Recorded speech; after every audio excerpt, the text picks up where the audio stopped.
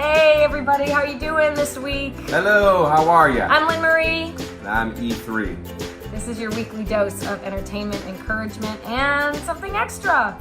And today we were sitting here trying to figure out what we were going to say, and we both came out with Wayne Dyer quotes. And we looked at each other and we both at the same time was like, we should talk about Wayne Dyer. All right, so I don't know. Who is Wayne Dyer? Wayne Dyer. I don't know if you're familiar with Wayne Dyer.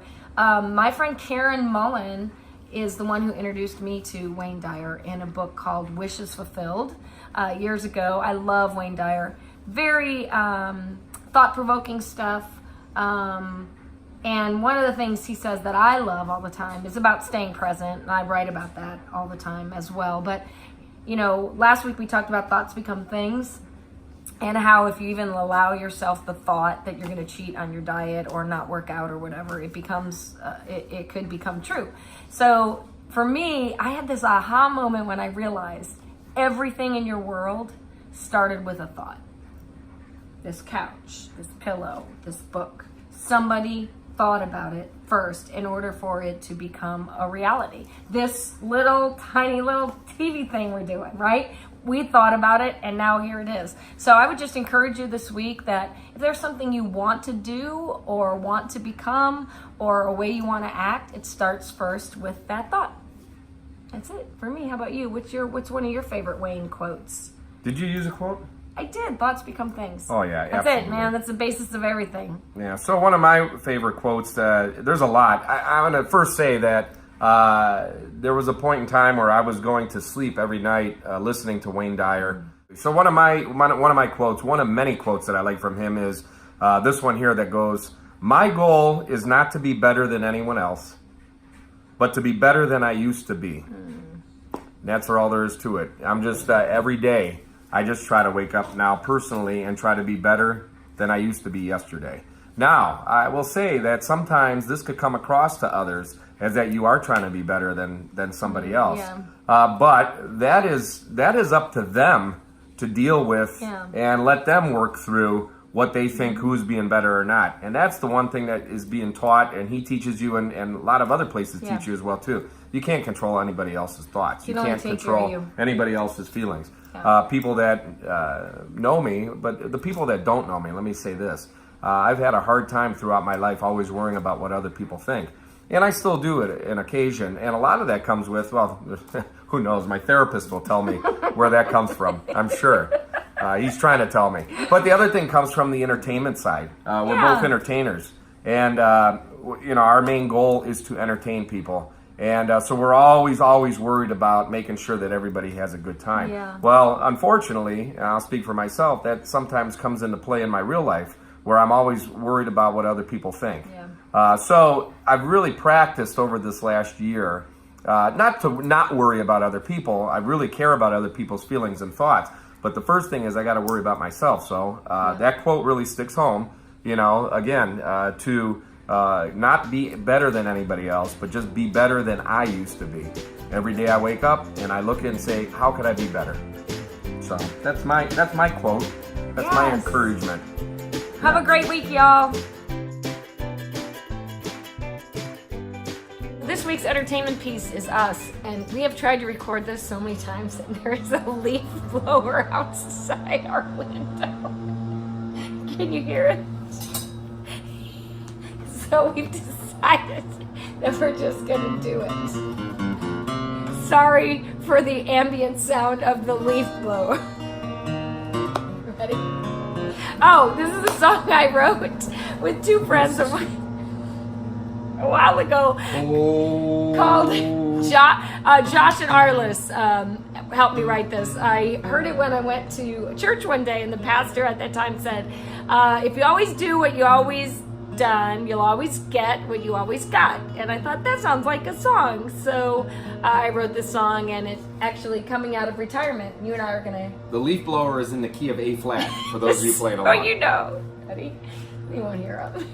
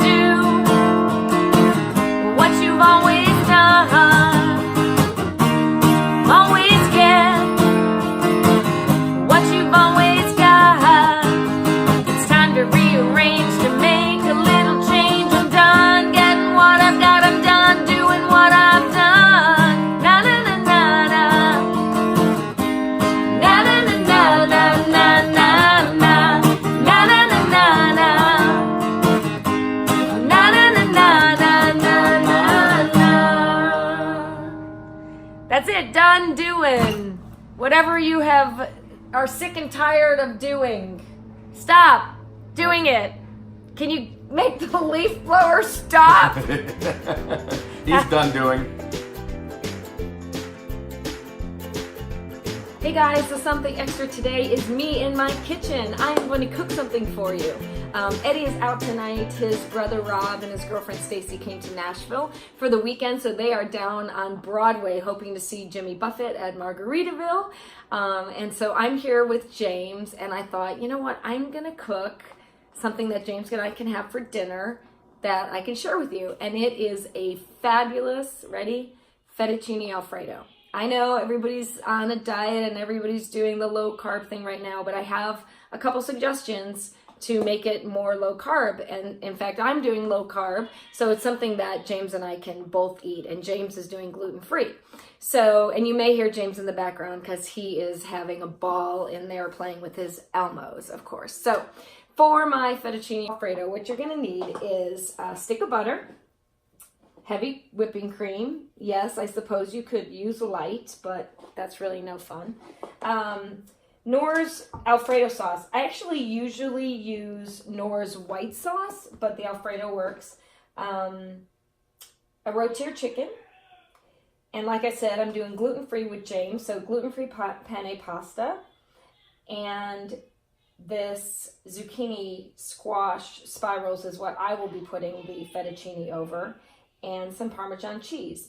And you could also throw in some peas at the end if you wanted to put some vegetables in with it. So that's it. It's really very simple ingredients, but it's amazing, and I promise you, your guest or you will love it. So let's get started. All right, the first thing we're going to do is we are going to put a stick of butter and melt it on medium. And as soon as that starts to brown a little bit, you want to add your packet of Knorr's white sauce, or in this case, Alfredo sauce. And you're going to stir that up till it gets thick. And as it thickens, you're going to add your whipping cream slowly to it. The original recipe for this is actually from the Olive Garden. I had a friend who came to visit me in San Diego, and he worked at the Olive Garden at the time. He said, "You want me to make their fettuccine for y'all?" And I was like, "Yes." And then he gave us the recipe. So once that's all in there, then I let that go for a little bit. And while that's getting all thick and gorgeous, I am going to put some olive oil in this pan. I have my water boiling for James's gluten-free pasta. And we're going to put the zucchini and squash and tomatoes in this pan as soon as it's heated. The Alfredo sauce over here is cooking nicely. I have it on medium. In a little bit, I'm going to add the Parmesan cheese and some garlic salt to it. My water is boiling, so I'll add that pasta. You know, I didn't realize that although it's great doing this while Eddie is gone because I can do it without being bothered, it's very difficult to do with one hand. All right, so that's going to go. Now we're going to add into this pan the zucchini squash. And yeah, very difficult to do with one hand, but we'll get at it. Just do that there. I added a little bit of water to the zucchini spirals just to let them steam a little bit in that. I'm going to add a little bit of garlic salt to that, and I'm going to add a little bit of garlic salt to my cream mixture. I'm now adding about a cup of Parmesan cheese, maybe a little more. So good. And this is when I would add some frozen peas if you were going to add it. James has come out, and as you can hear with Elmo, his noodles are almost done, and gonna see if he's gonna eat with me. So while this is all cooking, I will tell you that I used to think I couldn't cook, and I have a friend who I shouldn't say her name out, Lawrence, who used to say she could not cook. And I used to say, yes, you can. Anybody can cook. I promise you, if you can boil water, you can cook. Lawrence cannot cook. But everyone else, you can cook. And you can make this recipe. It's super, super easy.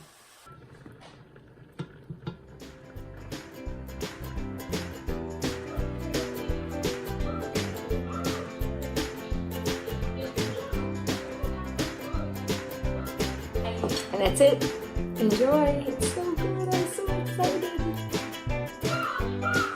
And so is Elmo.